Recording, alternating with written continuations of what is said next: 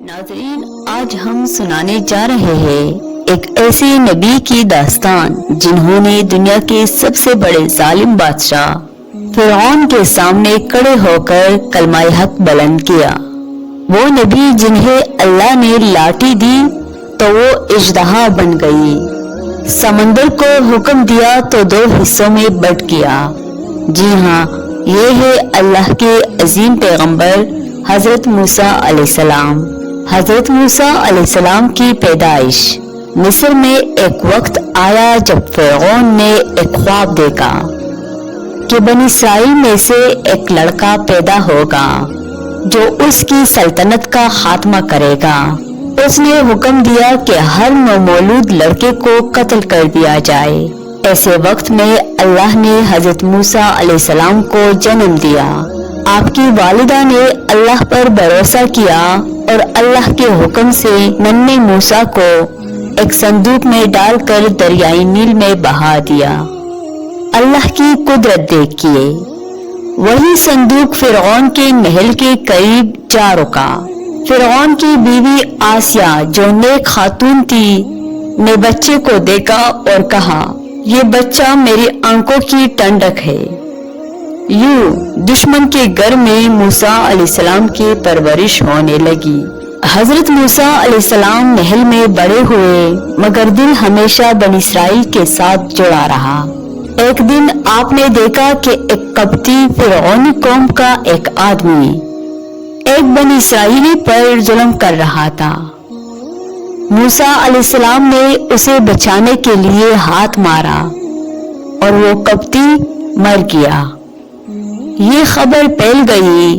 موسیٰ علیہ السلام کو خوف ہوا اور آپ مصر سے نکل کر مدین کی طرف ہجرت کر گئے۔ مدین پہنچ کر آپ نے ایک کنویں کے پاس 2 لڑکیوں کو دیکھا جو اپنے جانوروں کو پانی پلانے کے لیے انتظار کر رہی تھی۔ موسیٰ علیہ السلام نے ان کی مدد کی۔ لڑکیوں نے اپنے والد حضرت شعیب علیہ السلام کو بتایا۔ حضرت شعیب علیہ السلام نے موسیٰ علیہ السلام کو گھر بلایا اور اپنی بیٹی کی شادی ان سے کر دی۔ موسیٰ علیہ السلام کئی سال مدین میں مقیم رہے۔ کئی سال بعد موسیٰ علیہ السلام اپنی بیوی کے ساتھ واپس مصر جا رہے تھے کہ طور پہاڑ کے قریب اللہ نے آپ کو نبوت عطا کی۔ اللہ نے آگ کے شعلے کی صورت میں آپ سے کلام فرمایا اور کہا، اے موسیٰ، میں تیرا رب ہوں، جا اور فرعون کو جا کر میرا پیغام پہنچا۔ موسیٰ علیہ السلام اپنے بھائی ہارون علیہ السلام کے ساتھ فرعون کے دربار میں گئے اور کہا، اے فرعون، اللہ کی عبادت کر اور ظلم چھوڑ دے۔ فرعون نے انکار کیا اور جادوگروں کو بلایا۔ موسیٰ علیہ السلام نے اپنی لاٹھی پھینکی تو وہ اللہ کے حکم سے بڑا اژدہا بن گئی اور جادوگروں کے سارے جادو نگل گئی۔ جادوگر سجدے میں گر گئے اور کہا، ہم موسیٰ اور ہارون علیہ السلام کے رب پر ایمان لائے۔ یہ دیکھ کر فرعون بڑک اٹھا اور ایمان والوں پر ظلم ڈھانے لگا۔ اللہ نے موسیٰ علیہ السلام کو حکم دیا کہ بنی اسرائیل کو فرعون کی غلامی سے آزاد کرائے۔ موسیٰ علیہ السلام نے اپنی قوم کو صبر کی تلقین کی اور اللہ کی عبادت کا حکم دیا۔ کئی بار فرعون پر مختلف عذاب آئے، خون، مینڈک، ٹڈی دل، اندھیرا اور بیماری، مگر وہ باز نہ آیا۔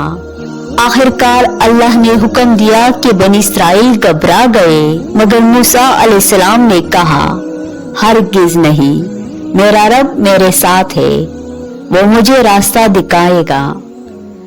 اللہ نے حکم دیا، اے موسیٰ، اپنی لاٹھی سمندر پر مارو۔ جیسے ہی آپ نے لاٹھی ماری، سمندر 2 حصوں میں بٹ گیا اور خشک راستہ نکل آیا۔ بنی اسرائیل گزر گئے اور جب فرعون اپنی فوج کے ساتھ آیا تو پانی دوبارہ بند ہو گیا اور فرعون غرق ہو گیا۔ اس کے بعد اللہ نے موسیٰ علیہ السلام کو طور پہاڑ پر بلایا۔ وہاں آپ کو اللہ کی شریعت دی گئی جسے تورات کہا جاتا ہے۔ یہ بنی اسرائیل کے لیے ہدایت کی کتاب تھی، لیکن بنی اسرائیل کی کمزوری دیکھیے۔ جب موسیٰ علیہ السلام طور پہاڑ پر گئے تو پیچھے سے انہوں نے سامری کے بہکانے پر بچڑے کی پوجا شروع کر دی۔ موسیٰ علیہ السلام واپس آئے تو سخت ناراض ہوئے اور اپنی قوم کو اللہ کی طرف پلٹنے کی دعوت دی۔ زندگی بھر آپ نے اپنی قوم کو اللہ کی عبادت، شکر اور صبر کی تلقین کی، لیکن یہ قوم بار بار نافرمانی کرتی رہی۔ پھر بھی موسیٰ علیہ السلام نے کبھی ہمت نہ ہاری اور ہمیشہ اللہ کی راہ میں استقامت کے ساتھ ڈٹے رہے۔ حضرت موسیٰ علیہ السلام نے ساری زندگی اپنی قوم کی رہنمائی کی۔ آپ کی وفات فلسطین کے قریب ہوئی۔ آپ اللہ کے ان عظیم پیغمبروں میں سے ہیں جنہیں اولو العزم رسول کہا جاتا ہے۔ ناظرین، حضرت موسیٰ علیہ السلام کی زندگی ہمیں یہ سکھاتی ہے کہ ظلم کتنا بھی بڑا ہو، حق کی طاقت ہمیشہ غالب آتی ہے۔ اللہ پر بھروسہ کرنے والا کبھی رسوا نہیں ہوتا ہے۔ ایمان والوں کے لیے سب سے بڑی طاقت دعا اور صبر ہے۔ کفر و غرور کا انجام ہمیشہ تباہی ہے، جیسا کہ فرعون کا ہوا۔ معزز ناظرین، اگر یہ ویڈیو آپ کو پسند آئی ہو تو ویڈیو کو لائک شیئر کریے اور مزید اس طرح کی ایمان افروز واقعات دیکھنے کے لیے ہمارے چینل کو ضرور سبسکرائب کریے۔